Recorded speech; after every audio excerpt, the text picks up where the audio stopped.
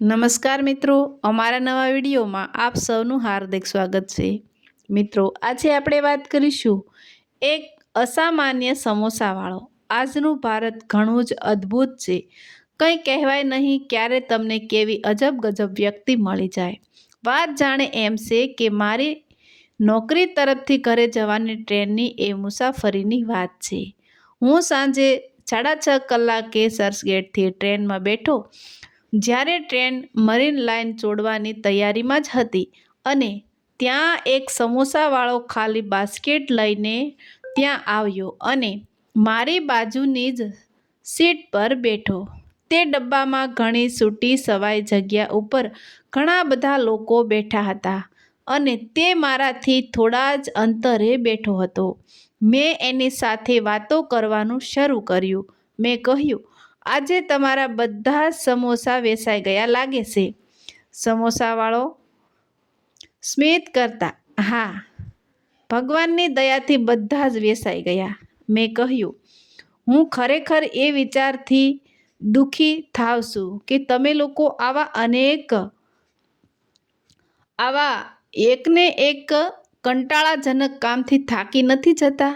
સમોસાવાળો કહે, શું કરીએ સાહેબ, આવા સમોસા જ રોજ વેચીને અમે દરેક સમોસા દીઠ 75 પૈસા કમિશન મેળવીએ છીએ।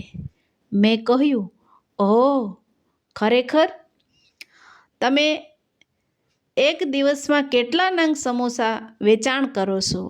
સમોસાવાળો કહે, અઠવાડિયામાં કામકાજના દિવસો દરમિયાન 4000 થી 5000 નંગ અને રજાના દિવસોમાં 3000 નંગ સમોસા એક દિવસમાં વેચાણ કરું છું।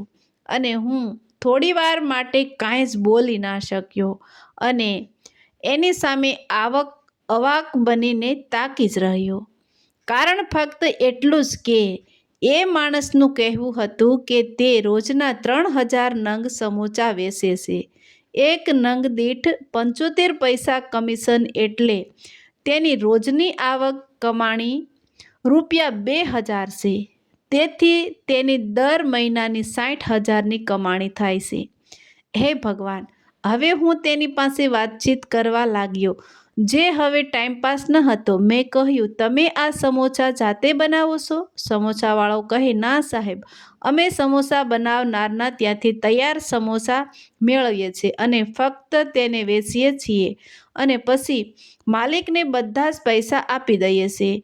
તેમાંથી એ અમને નંગ દીઠ 75 પૈસાનું કમિશન આપી દેશે। હવે હું આશ્ચર્યચકિત થઈને એક પણ શબ્દ બોલી ન શક્યો, પણ તે સમોસાવાળાએ વાત ચાલુ રાખતા મને કહ્યું, પરંતુ સાહેબ, એક વાત કહું? અમારી આમાંથી મોટા ભાગની બધી જ કમાણી અમારી રહેણી કહેણી અને વસવટાના ખર્ચામાં જતી રહે છે અને બાકી વધેલા નંગમાંથી જ અમે અમારો બીજો ધંધો ચલાવી સક્ષમ છીએ। મેં કહ્યું, બીજો ધંધો? તમે બીજો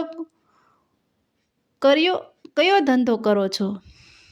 સમોસાવાળો કહે, જમીનનો ધંધો। મેં 2007માં પાલઘરમાં 1.5 એકર જમીન 10 લાખમાં ખરીદી હતી અને ત્યારબાદ થોડા જ સમયમાં 60 લાખમાં વેચી દીધી હતી અને હવે મેં અમરોલીમાં 20 લાખમાં જમીન ખરીદી છે। મેં કહ્યું, તમે બાકીની રકમ સાથે શું કર્યું? સમોસાવાળો કહે, બાકી રહેલી રકમમાંથી 20 લાખ મેં મારી છોકરીના લગ્ન માટે રાખ્યા છે અને બીજા 20 લાખ બેંકમાં ફિક્સ કર્યા છે। મેં કહ્યું, તમે કેટલું ભણ્યા છો? સમોસાવાળો કહે, મેં 3જા ધોરણ સુધી ભણીને 4થા ધોરણમાં ભણતર છોડી દીધું હતું, પરંતુ હું સારી રીતે વાંચી અને લખી શકું છું। તમારા જેવા ઘણા લોકો જે સારા કપડાં પહેરી, ટાઈ લગાવી, નવા બૂટ પહેરીને સટ્ટાદાર અંગ્રેજી બોલતા હોય અને એર કન્ડિશનવાળી ઓફિસમાં નોકરી કરતા હોય છે, પણ મારા માનવા પ્રમાણે તમે લોકો અમારા ગંદા કપડાં પહેરતા અને સમોસા વેચતા લોકો કરતાં વધારે કમાણી તો નહીં જ કરી શકતા હો। આ સમયે એના આવા પ્રતિભાવ ઉપર હું શું જવાબ આપું?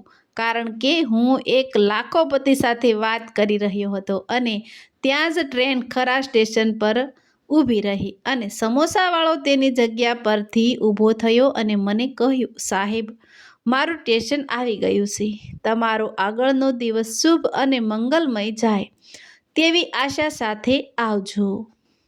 મેં કહ્યું, તમારી સંભાળ રાખજો. આનાથી વધારે હું તેને શું કહી શકું અને કદાચ કહી શકું પણ નહીં. એટલે જ કહે છે કે સામાન્ય માણસોની શક્તિને કદાપી નજરઅંદાજ ન કરવી જોઈએ. ડૉક્ટર અબ્દુલ કલામે પણ કહ્યું છે કે છેલ્લી પાટલીએ બેઠેલા વિદ્યાર્થીઓ જ્યાં સુધી સ્પર્ધામાં ભાગ ન લે ત્યાં સુધી જ પહેલી પાટલીએ બેઠેલા વિદ્યાર્થીઓ બુદ્ધિશાળી હોય છે. તો મિત્રો, આવા જ નવા વિડીયો જોવા માટે અમારી ચેનલ લાઇક, શેર અને સબસ્ક્રાઈબ કરજો. જો મિત્રો અમારો વિડીયો તમને ગમ્યો હોય તો તેનો પ્રતિભાવ તમારી કોમેન્ટમાં જરૂર બતાવજો.